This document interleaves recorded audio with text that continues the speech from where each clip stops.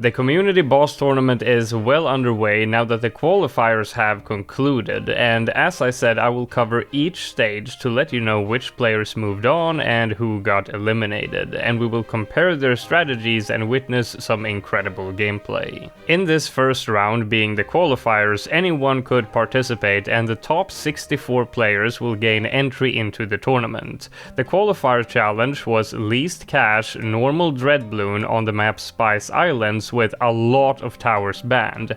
No ice, no boat, no sub, no beast, no dartling, no druid, no spike, no Geraldo, and no paragons. This made the challenge very original, and we saw a lot of different strategies being used with some insane scores submitted, so let's take a look at the table with all the scores, starting from the bottom 16 players. The player with the lowest score that made it into the tournament was Andre with a score of 407k, and right next to him we have Guanium, who is one of the best in the game, who was trolling in the qualifiers and almost didn't even make it into the tournament because of it. The level of hubris on this guy is insane. I'm gonna eat him for lunch later in the tournament, no problem. We also have Eyeshadow, you know, the Ace Micro meme guy. He's in the tournament, what an honor for the rest of us. He submitted a score of 378k, landing him in 52nd place. Now, I only have the gameplay for the top 16 players right now, so for this video we're only gonna watch the top runs, but in future videos we will include lower scores as well. In the next column we have players like Felicia and also Frosty, who makes a lot of YouTube videos and streams a lot of Chimps runs. Great to see him participating. We also have Supreme Avocado crawling out of his cave where he has been hibernating. This guy is a bloons legend who pulled off some crazy runs in the past. He used to be at the top of the leaderboards all the time. Great to see that he's feeling like killing again. Next column we have players like Axiom, whose urge to play the tournament somehow outweighed his hatred for least cash. I'm glad his therapy is working out. We also have Alk, who won the last community tournament, which, if I remember correctly, was a mix of all kinds of challenges and not just bossing. He is considered to be one of the absolute best in the game, and just like Guanium, he was trolling in the qualifiers and gave us a visually pleasing score of 333-333. Representing the third place he will get in the tournament once I beat his ass. Now on to the final column where the big boys reside. Starting in 16th place with a score of 304k we have Nud Simisi, who went for a strat I've never seen before. The damage dealers for tier 5 are the Sentry Champion and the Archmage alongside the Inferno Ring, and to buff them he has a Homeland Defense, an Ultra Boost and Isili's Totem. I didn't think about using the Inferno Ring at all, it never crossed my mind, but if you think about it, it's pretty smart. The meteors deal 700 damage each, or 1000 since he went with the bottom cross path, prioritizing the extra damage over the +1 pierce, and the meteors also explode, dealing 50 damage up to 10 targets. Now, giving 10 stacks of Ultra Boost and using Homeland and Isili's Totem will get you a lot of these meteors, and Homeland and Isili also increases the pierce, which has a huge impact on this tower, so you have a lot of these things flying around with seeking targeting and doing 1k damage each with a global range. That gives you some okay damage on the boss and will help you out with the rock bloons a fair bit too, especially since there are a lot of curves on this map for the regular attack as well. Another tower I was kind of surprised to see was the Archmage. I think I've seen it versus Dreadbloon some time before, I have a weak memory of it, but this tower is apparently pretty good too. And the Sentry Champion I used myself because it responds so well to buffs. If you have an Ultra Boost and a Homeland, this tower will do great. He also has the Chinook, and I think you will see that tower in every run, because that gives you the farming you need and a lot of extra lives that you will need to tank all of the rock bloons that you will leak. The rock bloons are pretty rough. Whenever your buffs are on cooldown, you're gonna leak a few, and on tier 5 they subtract a lot of HP, so the Chinook is almost a must-have. And since the Ice Monkey is banned, you can't place towers on the water, so being able to move them around as the boss progresses is huge as well. He beat the boss with a decent amount of track length left over and a good amount of HP unused as well. Good job Nud Simisi for 16th place. In 15th place we have Tramway with a score of 299k and a very interesting hero choice.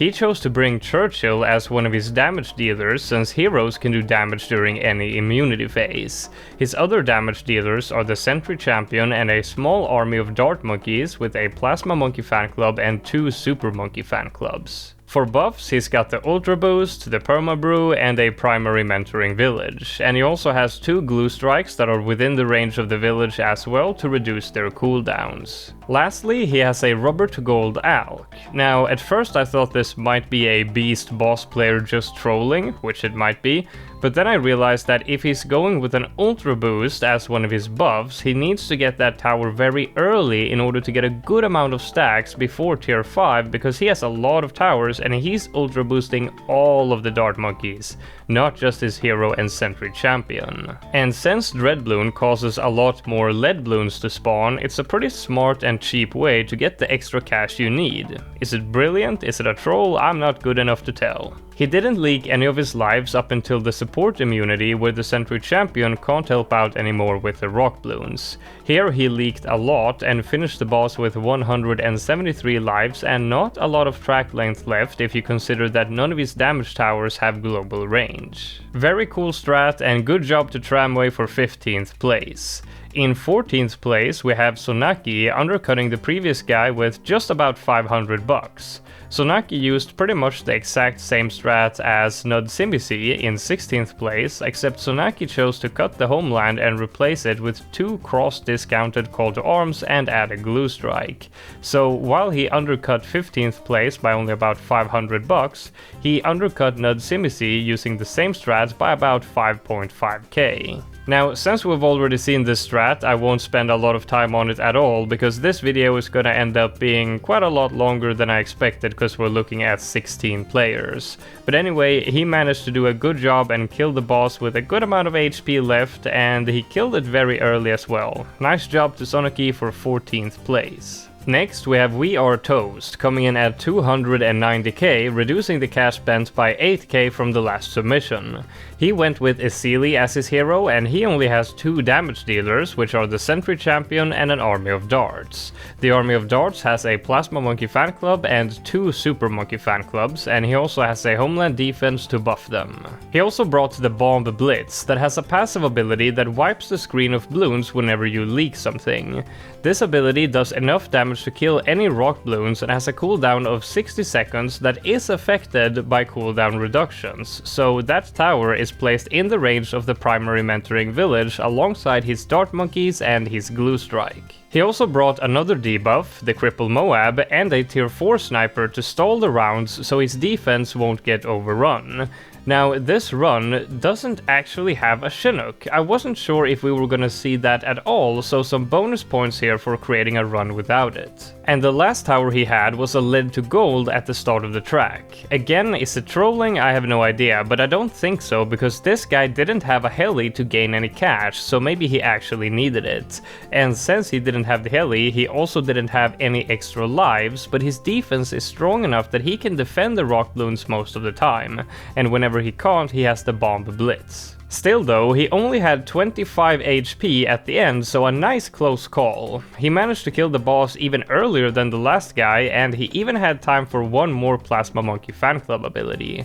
Well done to We Are Toast for 13th place. Next we have Ahmed with a score $600 lower than the previous contestant, but with a completely different strat. This guy had a Sky Shredder and a Tack Zone, and again Churchill for damage. Very surprised to see Churchill again at an even better score. Now, Churchill has gotten a lot of buffs recently, and I guess that makes him pretty good since you can get scores like this using him. In terms of buffs, he only has the Perma Brew and Ultra Boost. To gain cash, he has a Rubber to Gold and a Balloon Trap as well as the Chinook. For debuffs, he went with a Glue Storm and nothing else, and he went with the top cross path, getting the +3 instead of +2 damage, but sacrificing the uptime. Now, correct me if I'm wrong, but despite the Glue Storm applying the effect several times over a few seconds, the uptime is still pretty bad, about 50%, so going for the bottom cross path may have been better here, or better yet, get 2 Glue Strikes to save some cash. Now, for the Sky Shredder, he actually went with the camo crosspath instead of the bottom one, meaning he has less pierce on his darts, but more pierce and explosion radius on his anti-Moab missiles. But I don't think that was the reason why. I think he just needed camo, because he doesn't have any camo village, and I don't think the Ultra Boost can de-camo everything. And I don't think he did any micro and just left it on Wing Monkey the entire time, and it seems to have worked out for him, but just barely. This guy cut it close. This is what it looks like when a real man plays least cash. At least 50 attempts should be made so that the boss is killed on the last frame. Anything else should frankly just be disqualified.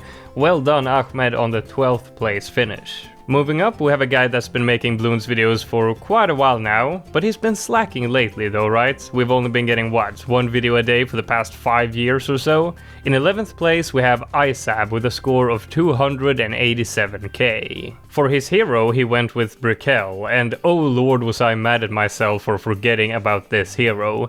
The only other hero used for damage that we've seen was Churchill, but Brickell with her Mega Mines can do some decent damage to the boss and can be used to help out with the rock bloons as well. Other damage towers include the Tax Zone, Sentry Champion and the Archmage, so that's in total 4 damage towers, which I think is the most we've seen so far, assuming you count an army of darts as one tower.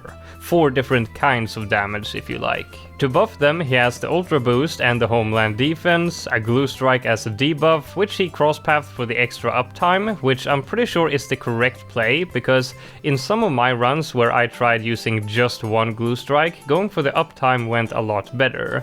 At first I thought maybe getting the +3 damage would be better and timing it with the Homeland Defense ability, but it turns out that the uptime with the top crosspath is not even enough to stay active for the entire Homeland duration. So going bottom path is probably best, and you'll see Isab timing the debuff with his Homeland ability to make the most of it. And I should also point out that the reason he doesn't use the Glue Strike on the first skull is because it's immune to that ability on the first skull. That used to work before, but since update 43 it now blocks the debuff correctly. He uses the heli to move his towers around to always damage the boss, and a cool trick you saw him do earlier is that he moved his Ultra Boost. At the start of the tier it was on the second island from the left, right above his hero, and then when he finished the first skull he moved it and put it right next to the Sentry Champion. On that first island is also 2 villages, so now the entire island is blocked, so all sentries will now spawn on the second island, giving him more explosion damage and allows all the sentries that spawn to do damage during the magic immunity skull when the boss would otherwise be out of range from the sentries if they were on the first island. For the last skull, it's immune to support, so the Sentry Champion is no longer of any use and the other towers will finish the boss. He managed to take it out with plenty of lives and time to spare. Well done Isab on the 11th place finish. Now moving on to the winner of the tournament. Not the winner in the qualifiers, but, you know, the guy who will win it all in the end, me, with a score of 286.5k, undercutting Isab by a whopping $505. Now, $505 might not sound like a lot with all the recent inflation, but it's still a lot, and I'm not gonna let anyone tell me otherwise. I went with Gwen as my hero and only 2 towers for damage, the S-Champ and a Flying Fortress. For buffs, I've got the Homeland Defense and an Overclock, and for debuffs I have 2 Glue Strikes, crosspathed for the +3 damage, and I also have a Bomb Blitz to help out with the rock bloons. I use the same trick as Isab, blocking the spawns of the Sentry Champion. Right now I'm blocking it using the Bomb Blitz, which is blocking the smallest island. After popping the first skull with some Ace Micro, I move the Blitz to the first island so that all the sentries will spawn on top of each other on the smallest island and shoot in a nice straight line along the track and have range to the boss for as long as possible, because my magic immunity skull will pop very late. Now, the military skull takes a long time for me to pop because of where my mini sentries spawn, but that's by design. I need them to focus more on the rock bloons than the boss, because since I used an ace, I don't have 800 lives like a lot of other players, because you can't stall for lives very much when you have a tower with global range. I tried the same strat using Isili as well, that was my first choice, but then I realized that Gwen's Heated Up gives +1 damage to nearby monkeys and another +2 against lead bloons, and Dreadbloon is considered lead whenever his rock layer is removed. Gwen's Heated Up gets activated when you use the Firestorm ability or every 40 attacks, and here she attacks fast enough for 100% uptime on the buff, making her better than Isili in my situation. I think I was the only one in the top 16 that brought Gwen as a hero, and I think I was also the only one in the top 16 that didn't harvest the palm trees to unlock the biggest island. It's in my genes now after playing so much no harvest cornfield. Imagine if reincarnation is a thing and I get reborn on a planet in the agricultural period. I won't be able to survive. No harvest is my religion. This run was really tight. I had to do a lot of Ace Micro to make this work. I'm starting to really enjoy Ace Micro more and more. In this game I had a lot of fun doing it, but it's kind of annoying when you have several abilities that you need to use at the same time. Makes it hard to focus. I beat the boss with about a second to spare and not very many lives remaining. Great freaking job to me, Mackin' motherfucking rules for 10th place. In 9th place we have Barbitos, spending 282k. He also used a Flying Fortress, but instead of the S-Champ he went for a Plasma Monkey fan club with a Dart Army. He also downgraded the Homeland to Call to Arms, 1 Glue Strike instead of 2, Isili instead of Gwen, and no Overclock. But instead he's got the Permabrew, which he moved around to buff everything. You can't see the Heli here on tier 5, but he had it on previous tiers and then sold it during tier 3 once he had made some cash and some lives and moved the Permabrew around so that he could make space to place down the Ace and beat the tier. He also did quite a bit of Ace Micro for this solution to work out, so bonus points for that. Not in the competition, but you know, in my book. Anyway, because of his setup, it took ages for him to pop the first skull despite the Ace Micro, but I guess that doesn't really matter because, well, it takes time for the boss to get into the range of the darts anyway, and they can't do damage for the first skull, so doesn't matter. But as soon as the dart monkeys came into play, the kill started speeding up a lot. He was really running out of range towards the end of the kill for the dart monkeys, but he still had decent time to finish the kill with the ace. Well done Barbitos on 9th place. In 8th place we have Adrian J coming in 1k less using a different strat, although similar to one we've seen before. His damage dealers are Sky Shredder, Tax Zone and S-Champ, so similar to Ahmed in 12th place, but he used Churchill instead of the S-Champ. Adrian chose to cut the Permabrew in favor of a cheaper Call to Arms plus a stronger stim, Glue Strike instead of Glue Storm, and no extra farming on top of the Heli, so good job on making a lot of nice cuts to this strategy. Now, here again, I'm gonna speed things up quite a bit because we've seen this strat and we have a lot of players to look at. As I mentioned before, I'm not planning on featuring this many players in future videos. For those, I'm probably gonna pick maybe 4 or 5 players with different strats and then look at all 5 tiers. But because I only had access to the top 16 in this one, I decided to make it a special episode. A note I have on this run though is that the glue seems to be crosspath for duration, which as I mentioned seems to be the way to go if you only have one, but he has upgraded it twice on the bottom crosspath. It's only the top path that needs both upgrades to get the extra benefit. The bottom crosspath only needs the first upgrade, so that's wasted money and Mr. Krabs does not like that. So to your run, Adrian, I say Kuh! Now let's move on to someone who doesn't waste money. Fish Gang in 7th place with 268.9k spent, lowering the score with a staggering 12.5k. Here we've got something new. For damage he has just the S-Champ and Tax Zone, 2 very cheap towers. And now we're really getting down to the great scores here. For debuffs he has the Cripple Moab and the Glue Strike crosspath for duration, using only 1 upgrade mind you. He also has the Bomb Blitz to deal with the rock bloons since he doesn't have a lot of defense to take them out. I mean, the only buffs he has for the S-Champ and Tax Zone are Jungle Drums and 2 tier 3 Alks and the Sealy's Totem. But thankfully he was also able to do some decent stalling, so he has over 700 lives to spend. He also has a tier 4 Sniper to stall the rounds to prevent his very restricted defense from getting overrun. He also has a primary mentoring village with the Glue, Bomb Blitz and Tax Zone inside it, which all make makes sense, but he also has a jungle drums to the left of the map. Why is that? He's gonna be killing the boss with plenty of time to spare, so I'm wondering why that was needed.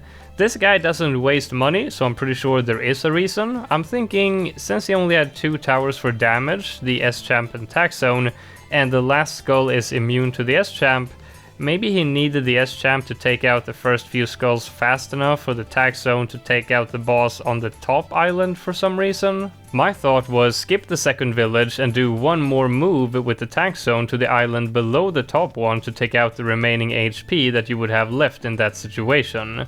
Maybe that wouldn't be enough to take out the boss, or maybe that's what makes the difference in terms of taking out the rock bloons. I don't know, for some reason he wanted the jungle drums there. There's probably a good reason for it, but you know, I just want to try to hurt his confidence a little because that bastard ended up in the same group as me, so I'm gonna play versus him in the group stage. I'll show all the groups at the end of the video. Anyway, good job to Fish Gang for 7th place. Next we have player 0 with a 1k undercut. This guy used a similar strat to what we saw in the beginning of the video, using an Inferno Ring and Sentry Champion, but player 0 skipped the Archmage and replaced Homeland with cross-discounted Call to Arms plus 2 stronger stims. He's also got double glue strike with the top cross path, and they are actually in range of the primary mentoring village, even though it doesn't look like it, because he has ultra boosted it for more range. Well done, man. This is using your brain. This is the kind of stuff I want to see. Moreover, him replacing the Homeland with 2 Call to Arms and stronger stims means that he will lose Pierce on the Inferno Ring, and that Pierce is pretty darn important for that tower, so what he did to get a little extra 10% Pierce that he needed was to get a tier 3 Abyssal Dweller next to it. Brilliant. And of course, he has Isili that not only gives attack speed, but Pierce as well. The first 3 skulls go by very quickly, but for the final one it's only the Inferno Ring doing the damage, so that one takes a while, but my god, look at that thing handling all of the rock bloons without any problems. Beautiful, doesn't need any bonus lives to survive the rock bloons at all. As you can see, he doesn't have a lot of HP, this guy never got a heli to farm lives and only had a rubber to gold for farming cash in the early game, which he has since sold.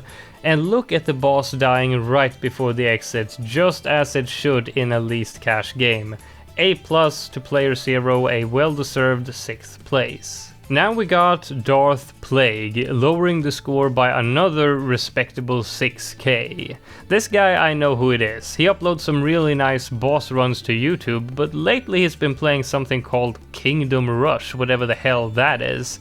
But just like a drug addict, this guy came running when he heard people were playing bosses, and we love to see it. This guy did a pretty original run from what we've seen so far, a Sun Avatar and an army of darts with no Plasma Monkey fan club, only 3 Super Monkey fan clubs, all buffed by the Permabrew. And the rest of the buffs are really interesting. This is the only guy in the top 16 that used a primary expertise to buff his towers, and he's the only guy who used Desperado's middle path ability as a buff. He used that and the overclock on the Sun Avatar in combination with Isili's totem, so that gives him a lot of range so he can attack pretty much all the time. But that's not a lot of damage. Just a Sun Avatar and no plasma for the Dart army?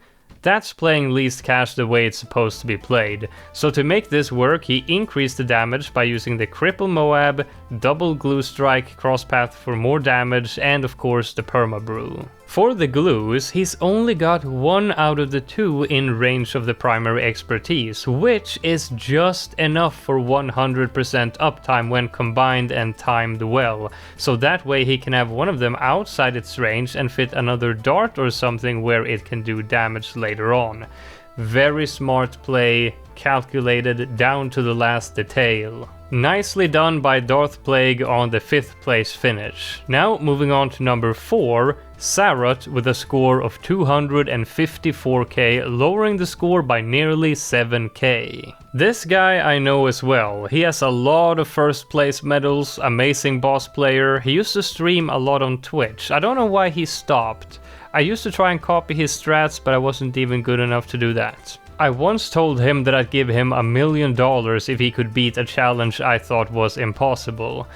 needless to say, he did it. And also needless to say, he didn't get the money. Just like I'm never gonna eat the shoe I promised to eat if somebody broke my chimps record. I'm just a lying scumbag. So looking at the strat, he's got 2 Sun Avatars, 1 Tack, Cripple Moab, and Double Glue with +3 damage for debuffs, a P-Brew, 1 Overclock, and Jungle Drums for buffs. This is, again, not a lot of defense, so he's got both a sniper to stall the rounds and a bomb blitz to help out with the rock bloons, and he's also farmed a lot of lives using the heli, and despite that, not only does he barely end up beating the boss, but the lives were really tight too. In his video, he had to back in and out and retry a couple of times because of losing too many lives to the rock bloons. It seems like he really needed to play the rock layers well and take them out fast, despite having a lot of HP and the bomb blitz. His defense really can't handle the rock bloons. I think he popped a few here and there, and that's probably what made the difference because he did not have a lot of HP at the end. And speaking of the end, I love the finish to this kill. At this point, he has moved one of his Sun Avatars to the end of the track, and he sells the other one to make sure the stall doesn't get killed, and then the boss gets outside of the range of the remaining Sun Avatar and the Cripple Moab finishes the kill. Very clean, crazy good score. Sarut is out for blood. He probably heard me joke about sponsoring the tournament with $1 million in the announcement video and thought it was for real this time. Moving on to 3rd place with a score of 227k, lowering the score by 27,000, which is insane when it's this high up on the leaderboard. Here we have Jandolf, known as one of the best to ever touch the game. I taught him all he knows. So for damage, he has the S-Champ, Tax Zone, and his hero Brickell. In terms of buffs, not a lot. He's got a Ultra Boost and a Tier 3 Alk and a Village with Drums and P-Training, but it's notable that he has every single tower with 10 stacks of Ultra Boost, and yes, that includes the Glue Gunner, the Village, everything. In terms of debuffs, he has a Cripple Moab and 1 Glue Strike, and lastly a Tier 4 Sniper for stalling. Looking at this for the first time, my thought was, how the hell is this even gonna work? He must be lacking tons of boss damage and will die to the rock bloons anyway. This is the difference between a really good boss player and a top player. These guys put out runs that even after you've seen the setup, you know the strat, you're still left wondering, how the hell did he do it? So the first skull got taken out by the S-Champ using the Ultra Boost and debuffs alongside it, plus some Mega Mines from Brickell, but already during the end of the first skull, he started putting out Mega Mines in strategic spots. He's not just spamming them on the boss, he's planning for when he wants them to hit, because he wants to use the mines as a defense versus the rock bloons as well. He's also farmed over 1k lives before starting tier 5, and all of them were needed. And with this slim defense, despite having a stall, he still needs to back out sometimes because he dies to the regular rounds. I'm probably not gonna show those parts, but just to tell you how crazy little defense he's got. So he keeps moving the S-Champ and Tax Zone around, and somehow this ended up being enough boss damage. The boss dies as it's about to exit the range of the Tax Zone, so he actually killed it pretty fast. Like, a lot faster than I did with my Flying Fortress, S-Champ, and a lot more buffs. How does he do it? Is Cripple that good? Is Brickell that good? I don't know, man. I think it's just Jandolf that's that good. Great job on 3rd place. Moving up the ladder to 2nd place, we have Mr. Pietrek, lowering the score by another 4k. These guys can only be compared to their own kind, so we'll compare Mr. Pietrek versus Jandolf setup, and same with the number 1 spot. So, beginning with similarities, they definitely have the same strat. Brickell, S-Champ and Tax Zone for damage, Cripple and 1 Glue for debuffs, Ultra Boost everything to the max, another Sniper for stalling, and both of them did a lot of stalling for 1k plus HP. So what did he cut? Well, his discount village there only has jungle drums and not P-training, and he also skipped on the Alk completely, and finally for the Cripple Moab, he only got one cross-path upgrade for faster firing, skipping out on the second one to save 375 bucks. What a cheapskate. So basically, both of these guys figured out the exact same strat, but Mr. Pietrek somehow cut those 3 things. Now, the boss will die a little bit later than for Jandolf, but not by much, so he must have played the boss itself very well. I don't know what he did better. The sentry spawns were identical in the end. In the middle of the fight, Jandolf sentry spawns were actually slightly better, but in the beginning, Mr. Pietrek got better sentry spawns, spawning them on the first island and getting more explosion damage early on. And on top of that, he also did one more move for Brickell to get a little extra damage towards the end, so overall he played it better to be able to make more cuts. Careful planning to squeeze out every last point of damage to make every cut. Incredible score. Congratulations to Mr. Pietrek on 2nd place. Now on to the number 1 spot. Animal with a score of 1... Am I reading this right? Somehow, someway, Animal managed to cut another 25k from 2nd place.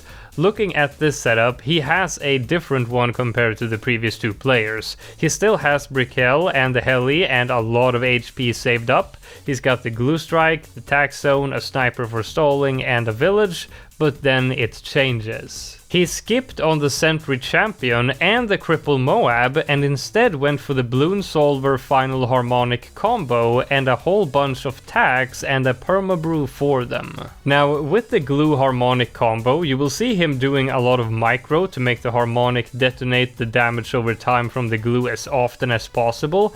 I have no idea how to do this. I don't know what the timing is for replacing the totem thing. I tried having this combo as well, but my solution was a lot more expensive and I still couldn't even make it work. I just couldn't get the harmonic to do its thing fast enough.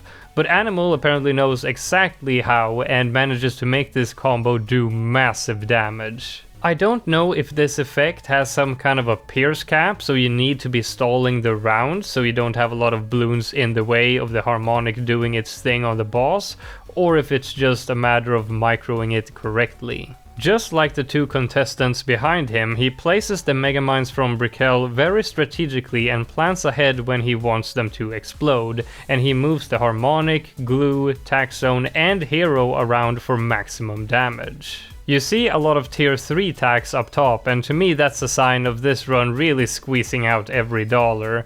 In the end, you'll see that the boss dies very late. The glue was just about to run out of range. I love to see it. Cutting 25k over 2nd place is just nuts. We're gonna see so many crazy runs in this tournament and I'm really looking forward to it. Huge congrats to Animal for 1st place. So that's the qualifiers over. Now the 64 players will move on to the group stage. Let's take a look at what the groups look like.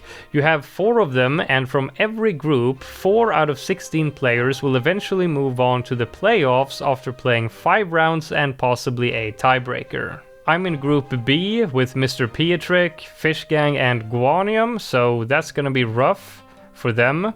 I'll leave the link in the description to this website where you can check the entire brackets and everything. If you click the name of the players in the qualifier section, you will get to the video of their submission, but that only works for the top 16.